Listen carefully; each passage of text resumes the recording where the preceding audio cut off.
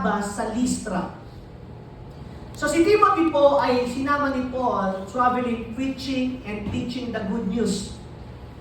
And Paul had trained this man to follow his footsteps. Ganun naman no? Kung sino yung mga, yung lagi mo, yung sumasama sa'yo. Ako, ganyan ako, ano? Kung sino yung gusto kong maging, or kung sino yung nai-inspire akong tao, dumidikit talaga ako doon. Okay? Sumasama ako doon. Hindi dahil sip-sip, kasi nga, nai-inspire ako sa buhay niya. Sabi ko, galing nito dikitan ko ito.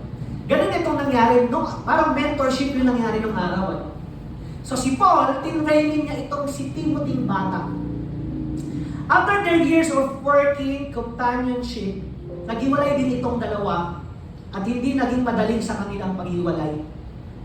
So Paul knew Timothy very well from the years of traveling together.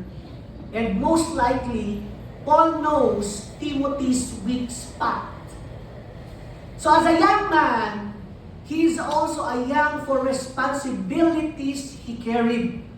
That's why Paul offered a good advice from this letter. So yan yung background, ano po.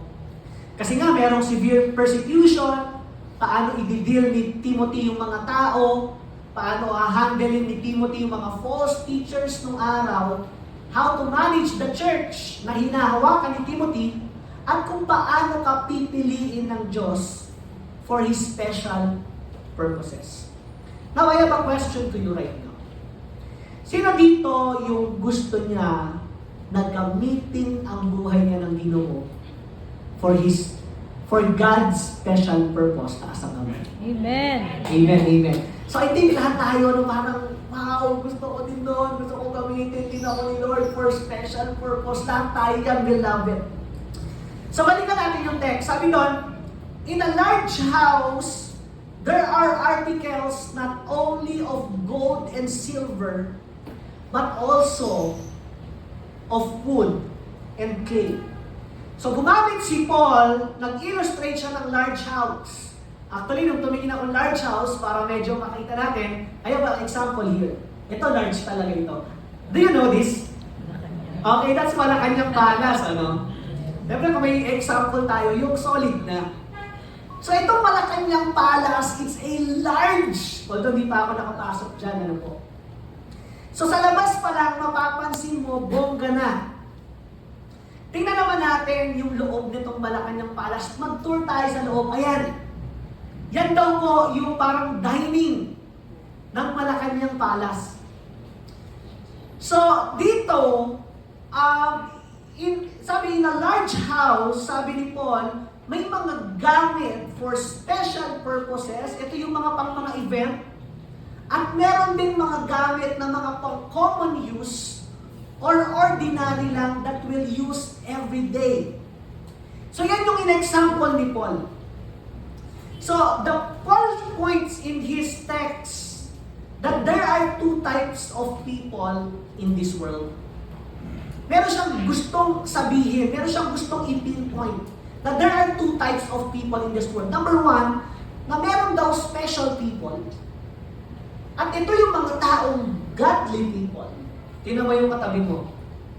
Yan. Yan yun. Special yan. At meron ding common people. Itong common people, ito yung mga common lang. At ang tawag sa kanila, they are ungodly people. So if you study the Bible, we see many people that used by God for special purposes. Example na lang dito, sila Abraham, sila Moses, sila Ruth, sila Hannah, sila King David, sila Mary, yung mga disciples, even si Paul, at marami pang mga tao na man and woman of God in the Bible na kung saan ginamit talaga ng Diyos for His special purposes. Now, yung pinag-uusapan po natin dito ngayon, it's not about special na kung saan nasa mataas na posisyon. It's a no. But itong mga special na ito, it's like special to God. Hindi sila yung Hindi sila yung mayaman, hindi sila yung maganda, hindi sila yung, alam mo yun, galing sa royal family. Hindi ito. Okay? So, as we can see, now, Pastor, gusto ko rin pong gamitin ako ng Ginoo for special purposes. Paano? Ito yung sagot. 2 Timothy chapter 2, verse 21. Sabi doon ni Paul, those who cleanse themselves from the latter will be instrument for special purposes, made holy, useful to the master, and prepared to do any good work. Wow. So yung word na sinabing cleanse dyan, nung pinag-aaralan ko ito, grabe pala, no? Ang sarap. Imagine this, church. Imagine that you are working with the top o high-class people in the Philippines. Okay? Imagine mo na lang yon. Na ikaw yung pinagkakatiwalaan nila. Okay? Ikaw yung laging gustong-gusto nilang kasama. Ikaw yung parang gusto nilang kabali na. Ikaw yung gustong-gusto nila sa team nila. Imagine that. Sabi ho, because they are useful to the master and prepared to do any good work. Ito maganda. Sa Philippines pa lang yun. Ha? Imagine si Lord. Buong mundo ito. Amen? Kaya pinakamasarap talaga, alam mo yun, mag-serve kay Lord. Eh. Pero may mga pinipili lang siyang mga tao. Na ito for common use at ito for special purposes. So sabi doon, the word cleanse means to clean out thoroughly or to completely purge. Ibig sabihin, sa madaling salita, yung sinasabing cleanse dyan from the matter, meaning to say, kung gusto mo daw gamitin ka ni Lord for special purpose, dapat meron kang kumpletong aalisin sa buhay mo. At meron kang buong lilinisin sa buhay mo. Now question, ano yung mga aalisin ko or ano yung mga lilinisin ko? Or paano ako magiging special instrument or useful to the Lord? Are you ready? Are you ready? Okay, number 1. Ito po yung ating mga lilinisin. Okay? Number 1, sabi doon, keeping away from evil desires of young people. Keeping away from evil desires of young people. Sa Tagalog, pag-iwas sa masasamang pagdanasa ng mga kabataan. 2 Timothy 2:22a. Sabi diyan, flee the evil desires of youth. So ang sabi ni Paul, iwasan daw ang mga maling pagdanasa ng mga kabataan. Tanong, bakit kaya in-example ni Paul yung youth? Okay? Bakit kaya in-example ni Paul? Ang dami naman eh. Pwede naman man, pwede naman woman, pwede naman old, pwede naman baby. Pero ba't kaya yun? Okay. Alam na natin yung sagot, no?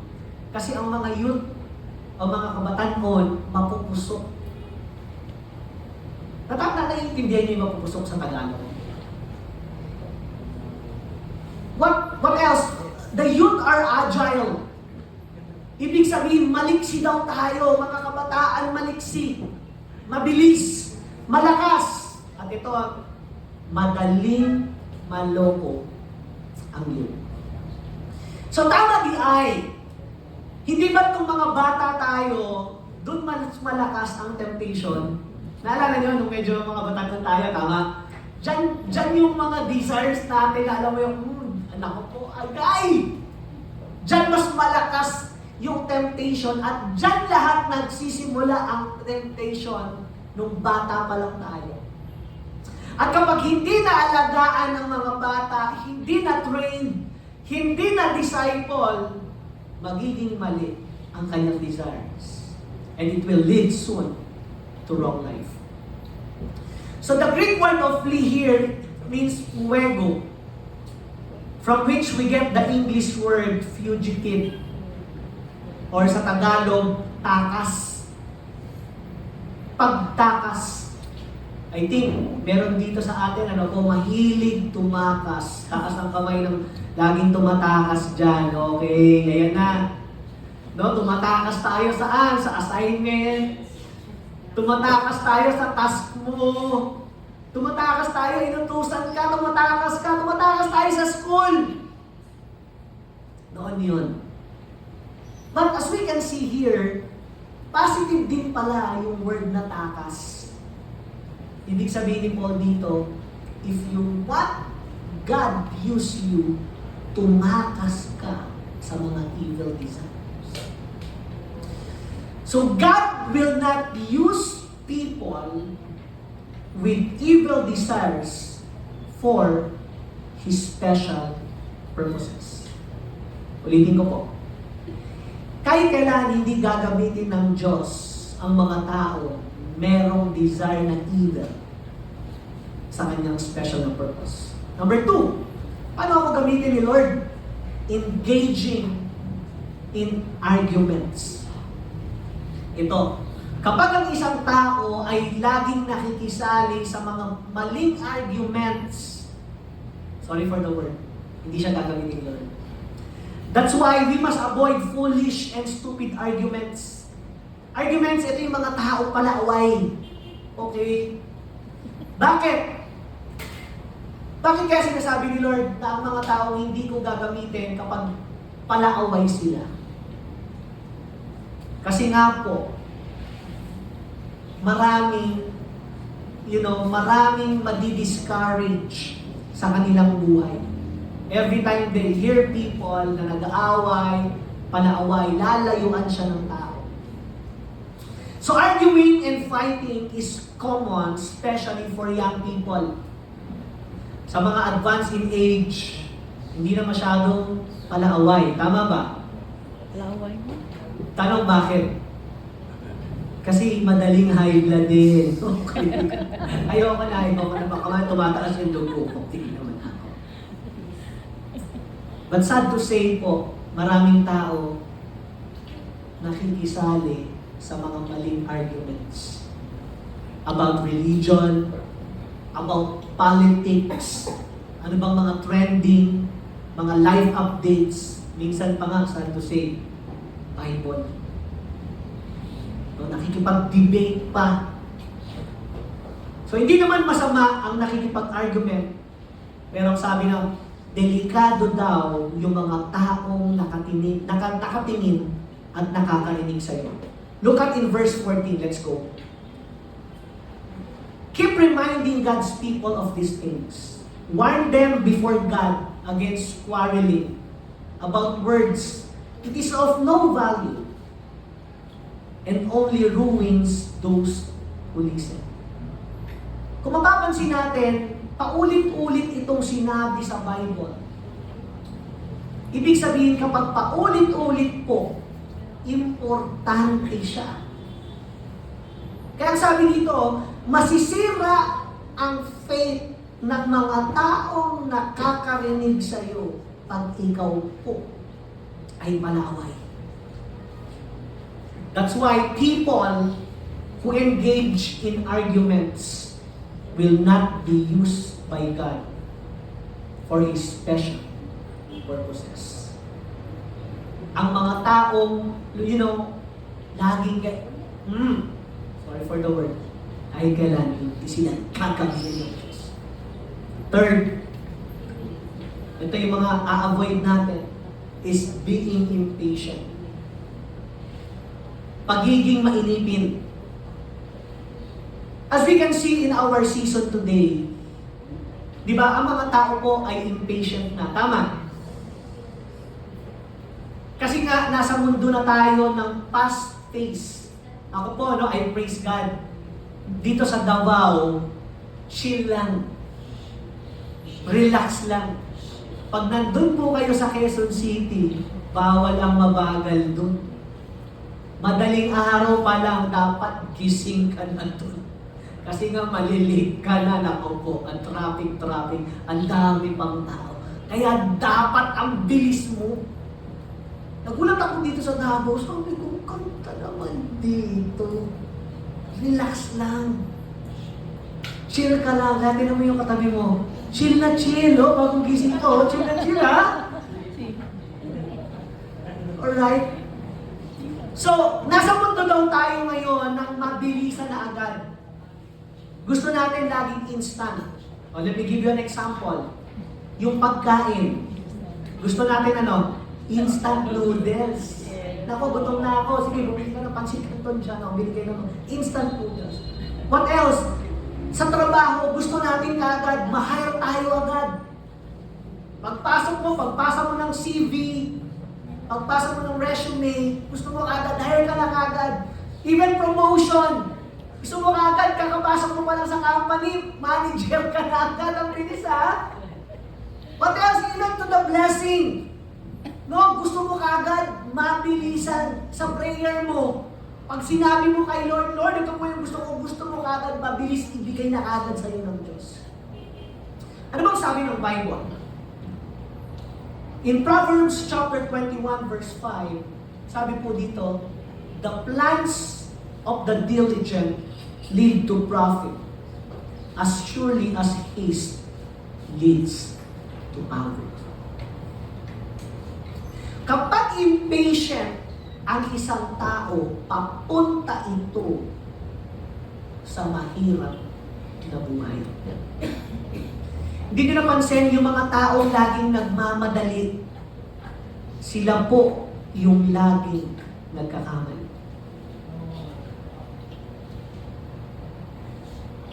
Pwede ka daw mapunta sa mga maling partner mo sa buhay because of the haste. Nalikaw, sige. May nakalaan naman talaga sa iyo si Lord eh. Na special eh. Na fit talaga sa iyo eh. Alam mo, nagmadali ka, agay, sayang. What else? Sa pagmamadali, nagkakamali tayo sa ating mga decisions. Maling plano, maling pag-iisip, maling diskarte, at marami pa. Remember this, the people who are impatient will not be used by God for His special purposes. Ang mga taong walang pasensya, tandaan kahit kailan, hindi sila gagamitin ni Lord for special. Number 4, what else? Pwede po ba basahin natin ito sabay-sabay? 1, 2, 3, go. Selfish ambition. Sa Tagalog, mga makasariling ambisyon. If you remember, nung tayo po ay bata pa, no, marami tayong mga selfish ambition. At we are all selfish. Gusto natin, tayo yung bida lagi. Gusto natin, ikaw yung pinakamatalino. Tama? Gusto natin, ikaw yung pinakamataas na grado. Feeling mo, ikaw yung pinakamaganda. Feeling mo lang yun ha. Feeling mo, ikaw yung pinakagwapo sa classroom nyo. Pinakamalinis, pinakamasipag, pinakamayaman, at pinakamaayos at maganda ang pamilya. Selfish. Anong sabi ng Bible in Philippians chapter 2, 3-4? Sabi po dito, do nothing out of selfish ambition or vain conceit. Rather in humility, value others above yourself, not looking to your own interests, but each of you the interest of the others. So instead of being motivated by selfish ambition, sabi ng Bible, be humble. Gusto mo lagi pang sarili mo, magandang ex daw yun. Always be humble. So people with selfish ambition will not be used by God for special purposes. Kapag meron tayong pang sariling ambisyon lang, na para sa iyo lang, mapapansin mo, hindi ka gagamitin ni Lord for special purpose. And last, number 5, ito. Sabay-sabay tayo, 1, 2, 3, go. Last. Sa Tagalog, pagnanasa. Meron pong dalawang uri ng lust. The lust of the eyes and the lust of the flesh. And you know, ako po, no, sad to say, marami po akong kakilala na nasira ang buhay because of the lust.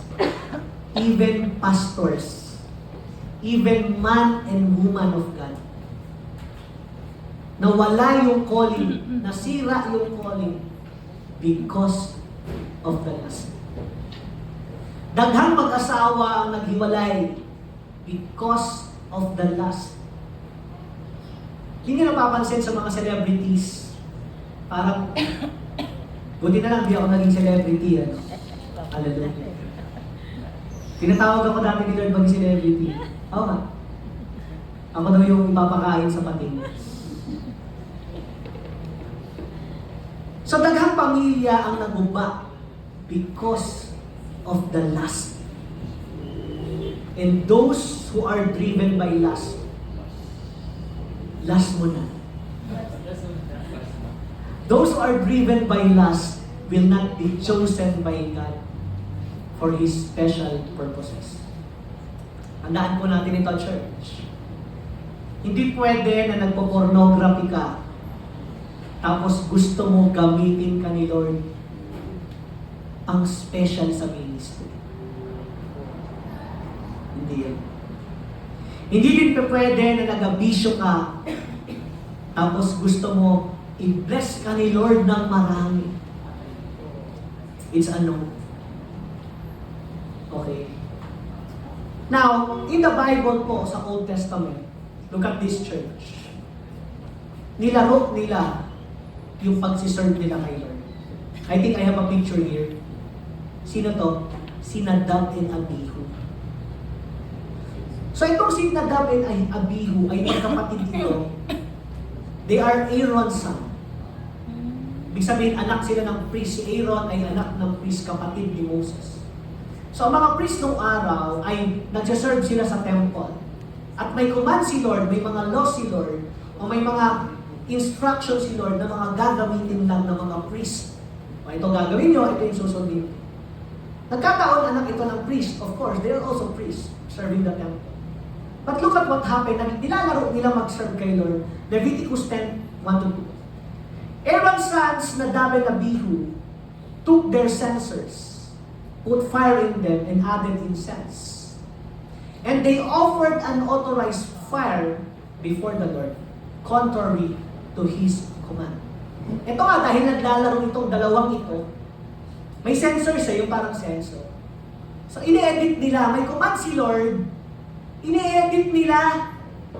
No, may sarili silang mundo, may sarili silang gawain. At ang sabi, they added incense. Hindi naman yun yung gusto ni Lord eh. Hindi naman yung sinasabi ni Lord eh.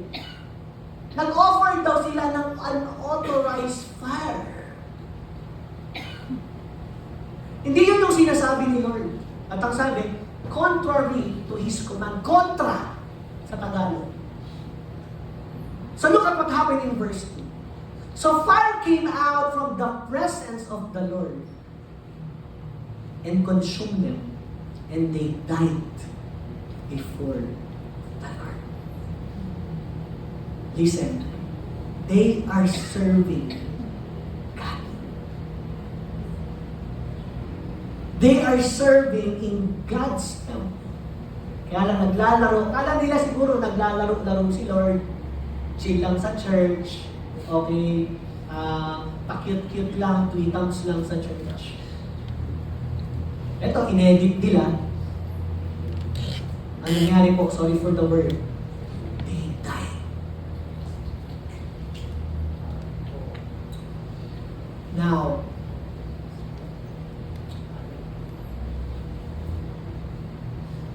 sino dito ulit yung gusto niya na gamitin siya ni Lord for special purpose at hindi lang yung pang-common use na gaya ng ginagawa ni Nadab and Abihu taas ang kamay. Now, to be chosen by God for His special purposes, what am I going to do? Dito po ako magtatapos. Pastor, gusto ko gamitin ako ni Lord for special purpose. Ano yung mga gagawin ko? 2 Timothy chapter 2:22. Flee the evil desires of youth and pursue righteousness, faith, love, and peace, along with those who call on the name of the Lord out of a pure heart. In-underline ko yung word na pursue kasi yan yung key. So kung gusto mo gamitin ka ni Lord ng pang-special, sabi doon, you pursue. So the word pursue in Greek is radaf. Sige po, radaf. Yan ang basa dyan, radaf, or raudaf. Nang ibig sabihin is to chase, or humabol, follow, or pagsunod, or hunt, paghuli. Now, ano yung mga ipo-pursue natin, Pastor? So, according to the Bible, number 1, basahin natin ito, 1, 2, 3, go. Unang-unang gagawin mo, kung gusto mong gamitin ka ni Lord, ang i-chase mo daw, ang i-follow mo daw, ang i-hunt mo daw is what? Is matuwid na pamumuhay. Look at the result of the people kapag sila ay nag-pursue ng righteousness. Psalms 34:15, let's go. Sabi po dito, the eyes of the Lord are on the righteous, and His ears are attentive to their cry. Meaning to say, if you pursue righteous, ang mata daw po ng Panginoon ay nasa iyo. Okay? At ang kanyang tenga ay nakikinig sa mga daing natin. Ito yung maganda sa mga taong nagpo-pursue ng righteous. Nakikita sila ni Lord. What else? Naririnig sila ni Lord. May mga ganyan ba kayong prayers na parang minsan hindi ka na naririnig ni Lord? So mga taong righteous, meaning to say, malapit sila sa Ginoo. What else? Psalms 37:16-17. Sabi dito, better the little that the righteous have than the wealth of many wicked. For the power of the wicked will be broken, but the Lord upholds the righteous. Mas mabuti daw ang maliit na tinataglay ng matuwid kaysa sa kayamanan ng maraming masama. Sapagkat ang kapangyarihan ng masama ay masisira, ngunit inaalalayan ng Panginoon ang matuwid. So look at what happened to our country today. Di ba? Billions ang mga nakawatan. Look at what happened to them. Sabi yun, the power of the wicked will be broken. Akala nila, if they have the billions or thousands of billions, trillions, okay na ako. Di nila alam. They will be broken. Makikita mo naman yung itsura nila. But ito maganda. The Lord upholds the righteous. Hinahawakan daw ni Lord, inaalalayan daw ng Diyos ang mga tao matuwid. Another verse, Psalms 112:6. Surely the righteous will never be shaken. They will be remembered forever. Ang tao matuwid daw po ay hindi mayayanig. Alright? Hindi nyo napansin, ito na lang sa church or sa mga kaibigan mo na ito, obedient ito kay Lord. Kahit anong mga dumating sa buhay niya ng mga problema or mga concerns in life, ang tibay pa din niya. Parang hindi siya nayayanig. Pero yung mga taong, disobedient kay Lord, wala na. Ang bilis masira. Ang bilis mawala. At ito pa maganda, they will be remembered forever. Yun yung maganda, no? Yung kahit wala na tayo dito sa mundo, natatandaan ka pa. Hindi yung natatandaan ka, alam mo yan, grabe yan. yan ang sumira sa buhay ko. Okay. Yung mga ganyan tayo ng mga kaibigan, ng mga nagturo sa atin, okay. Sana makalimutan na natin sila. Pero yung mga taong tumulong sa'yo, na kung saan, yung time na hirap ka, nasa bangin ka, hindi mo alam kung anong gagawin, hindi mo napansin. Lagi mo silang natatandaan. Amen? Pero yung mga taong, ang sasama, naku po, ang bilis nilang kalimutan. Ayaw mo na nga silang pag-usapan. What else? Proverbs 10:32. Ang daming benefit ng mga taong righteous. Look at what happened. The lips of the righteous know what finds favor, but the mouth of the wicked only what is perverse. Ang bibig daw po ng mga matuwid ay nagbibigay pagpapala. Pero ang bibig ng mga masasama ay puro kasamaan. And last verse, Proverbs 21:21. Whoever pursue righteousness and love finds life, prosperity, and honor. Ang mga taong matuwid daw po ay makakahanap ng totoong buhay. Hindi lang yun. I love the word. Life, matatagpuan mo talaga yung totoong buhay. Hindi lang yun, ikaw ay magiging masagana. And last, ikaw ay magkakaroon ng karangalan. Sino dito gusto niya? Pwede mo ba isa mo ng malakas na palakpak para kay Lord? But people who pursued power, who pursue fame, who pursue their wrong dreams, or puro karir na lang sa buhay, di mo napansin, sila yung mga taong laging kapoy, laging nahihirapan. Pag kinamusta mo, kumusta ka? Ito pa, busy. Naku po, siguro ang dami mo ng blessing. Hindi, pastor, wala nga. Nakalimutan nila ito. If you want life, prosperity, and honor, you pursue righteousness. At lahat ng mga blessing na lang magugulat ka, kung sumusunod ka kay Lord, gusto mo ng righteous o tamang pamumuhay, magugulat ka na, sumusunod na lang yung blessing sa atin. Amen. What else? Ano pa daw yung mga ipupursue natin? Sige po, sabay na number 2. Sabay-sabay tayo. 1, 2, 3, go! Pursue faith. Yan, pursue faith. As we consider faith, this is something that Jesus looked for among all the people.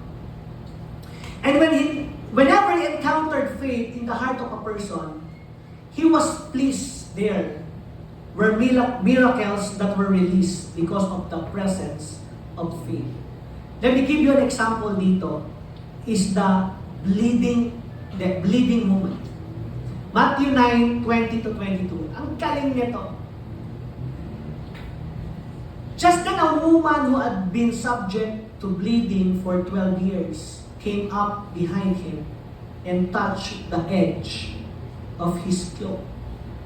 During this time, meron daw pong babae, tuloy lang tayo, na dinudugo for 12 years. Okay?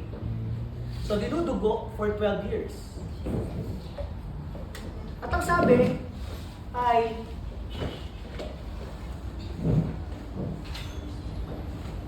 so imagine this, for 12 years dinudugo ka. Tama, parang ang hirap, ang sakit, at maraming tao, no? Actually, hindi daw siya mapagaling ng mga doctors. No? Hindi daw siya mapagaling ng mga doctors. So look at what happened. Sabi nitong babae, she said to herself, if I only touch his cloak, I will be healed. Nalaman ng babae itong, ng bleeding woman na ito, na si Jesus ay pupunta doon sa lugar nila.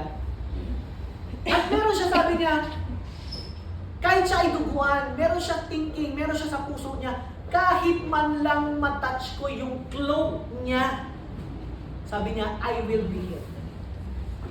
And look at what happened. Jesus turned and saw her. Nung nakita daw siya ng ating Panginoon, sabi po sa kanya, "Take heart, daughter," He said, "Your faith has healed you." And the woman was healed at the moment. Ganun kaganda yung faith. Alright? Hindi naman pinagaling, hindi naman gumaling yung woman because may ginawa si Lord sa kanya. Actually, because of her faith. Naniniwala siya kay Jesus. Alam niya na pagagalingin siya ni Jesus. Mga doktor, hindi siya pinagaling. Kaya sabi niya, kahit duguan ako, basta mahawakan ko lang yung cloak ng Panginoon, I will be healed. At ang sagot sa kanya ni Jesus, your faith has healed. Isang malakas na palakpak. What else? Letter B, the man born blind. Luke 18:40 to 43. Jesus stopped and ordered the man to be brought to him. When he came near, Jesus asked him, "What do you want me to do for you?" Sabi niya, "Lord, I want to see." He replied, Jesus said to him, "Receive your sight. Your faith has healed you." And immediately he received his sight and followed Jesus, praising God. When all the people saw it, they also praised God. So dito sa storya na to, merong isang mama na pinanganak po ng bulag. At alam niyo ba ang pinaka-worst na mangyayari sa tao? Okay yung biyang eh.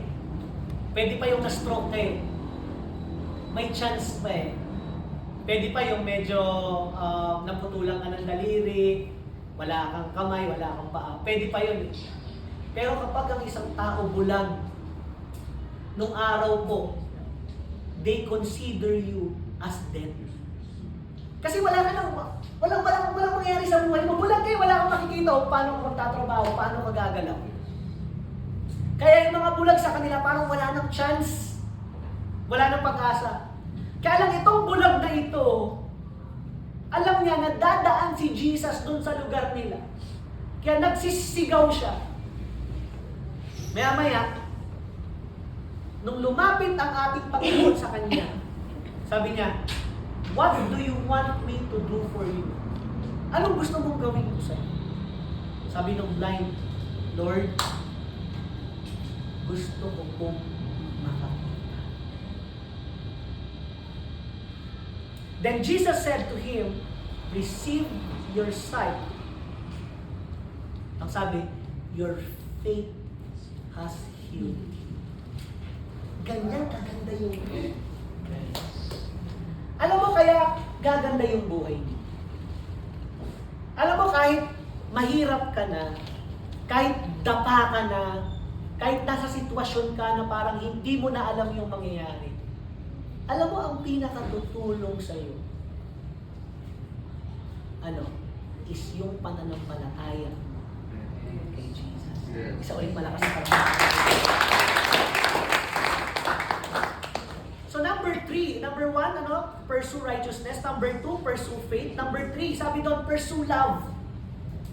1 Corinthians chapter 13, 4-7. Sabi doon, love is patient, love is kind, it does not envy, it does not boast, it is not proud, it does not dishonor others, it is not self-seeking, it is not easily angered, it keeps no record of wrongs. Love does not delight in evil, but rejoices with the truth. It always protects, always trusts, always hopes, and always perseveres. So yan pala, kung gusto mo gamitin ka ng Diyos, tama yung righteousness, tama yung faith, pero dagdagan mo, kunin mo din, hanapin mo rin, i-change mo din, i-pursue mo rin daw yung pag-ibig. So yun na, the 1 Corinthians is the explanation or specific explanation about what true love is. And number 4, ano pa po yung ating mga ipo-pursue? We must pursue peace. Everybody say peace. Peace. So what is peace? Sa Tagalog, ito po ay kapayapaan. Okay? At you know, yung peace, hindi daw yan nabibili. Ang peace, nanggagaling yan kay Lord. Di mo napansin, the fruit of the Holy Spirit is the love, joy, peace. Itong peace na ito, maganda hanapin mo daw ito. Yung peace, ito yun, hindi ka na palaaway, gusto mo maayos, kahit anong mangyari sa'yo, kahit anong bakbak sa'yo ng tao, basta ikaw, hindi ka na pumapatol. Kasi nga, you only want peace. Yun ang maganda yun. Okay? Isa yan sa, kaya may mga tao na mapapansin mo, bakit ito lagi itong ginagamit nila? Bakit ito, parang, yung invitation nitong taong ito ay laging for special purpose. Kasi nga yung tao na yun, peace. At didikitan ka ng tao, lalapit sa iyo ang tao if you pursue peace. Ikaw na lang eh. Didikit ka ba sa mga taong palaway? Didikit ka ba sa mga taong magugulo? Of course na. Pero yung mga taong peaceful, you know, ang sarap sumama sa kanila. Ang sarap dumikit sa kanila. Bakit? They are peaceful. Pakisabi sa katabi mo, peace be with you. Alright? So, alam mo, ang sarap pala mag-preach ng ano? Na-enhance yung aking boses na. Are you enjoy? Yes! So, palakpakan na rin natin si Lord. Last, tapos na ako number 5. We must pursue fellowship. In Proverbs chapter 13:20, sabi, walk with the wise and become wise, for a companion of fools suffers harm. Ibig sabihin, kung gusto mo daw gamitin ka ni Lord for special purpose, maganda makisama ka din sa iba. Hindi ka gagamitin ni Lord kung gusto mo lagi ka lang solo. Ganda ng sinabi ni Solomon, you walk with the wise. Sumama ka sa mga taong wise. O listen, ito yung sad. Ang Filipino thinking, pag may taong wise, pag may taong magaling, pag may mga taong blessed, nagiging threat. Ay, ano ba naman ito? Mas magaling sa akin ito. Ano ba naman ito? Mas nahihigitan ako nito. Mali yun. That's worldly thinking. Hindi natin maiiwasan, may mas mga taong mas higit sa'yo. Maganda, hindi sila threat. Ang gawin mo, make them as inspiration. Ang problema sa tao kasi, gusto mo lagi, ikaw yung magaling, ikaw yung bida, no? Hindi, may tao talagang mas magaling sa'yo, mas wise sa'yo. Pero wag mo silang gawing kalaban. Ang gawin mo, trupahin mo sila, kaibiganin mo sila. Make them as inspiration, hindi sila kalaban. Amen? So sabi pa doon, 1 Corinthians 15:33, do not be misled. Bad company corrupts good character. Ito na, kay Lord ko na. But the problem, sumasama ka pa rin sa mga bad company. Ang sabi daw po, makokorrupt yung good character. Madudungisan, parang kamatis. Di ba yung bulok na kamatis, pag dinikit mo yan sa mga bago, hindi mo napapansin, maya-maya, nabubulok na. So ganun din po. Maganda yung pursue fellowship with the right people.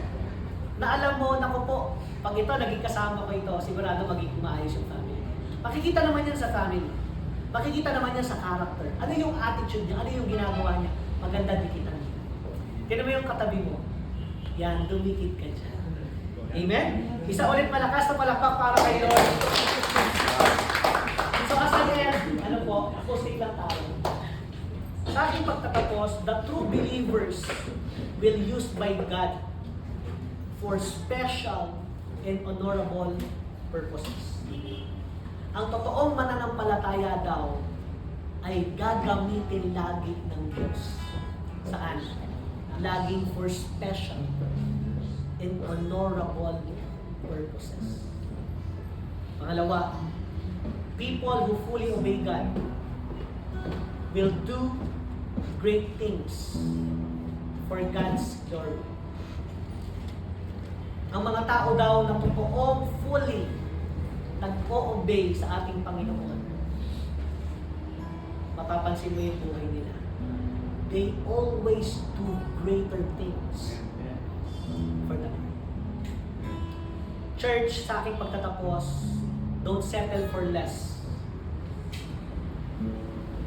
You pursue God's best.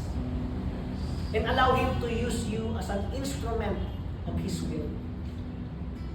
You do this by close to Him and keeping yourself pure and pursuing Him. Kung akala mo, ang special lang na tao ay yung mga nasa taas, mga magaganda, mga gwapo, mga mayayaman, at nasa magandang posisyon, nagkakamali ka po. Ang special na tao ay yung instrument ni Lord dito sa mundo para gumawa ng impact sa buhay ng tao. Now, before we end, may I invite you to please stand up.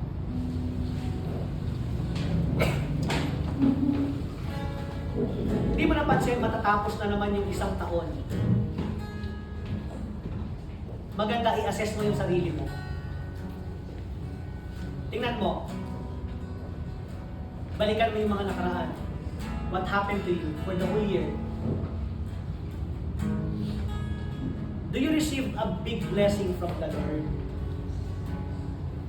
Nakatanggap ka ba ng mga invitation for special purposes? O ginamit ka ba ni Lord for special? For the whole year, tingnan mo yan. Or hindi? Iba sa atin, meron o wala. Kung meron, praise God. Pero kung wala, you think carefully. Ano ba yung mga ginagawa mo sa buhay mo? Every day. Ano ba yung laging focus mo? Ano ba yung laging mga pinopursue? Alam niyo po,